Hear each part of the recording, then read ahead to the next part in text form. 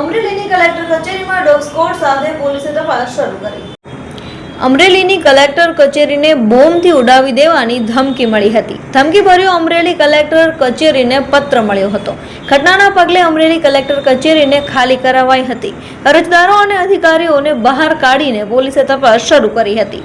Dog squad સાથે પોલીસે તપાસ શરૂ કરી હતી. અમરેલી એસપી સંજય ખરાદે કલેક્ટર કચેરીને ધમકી મળેલા પત્રની પુષ્ટિ આપી હતી.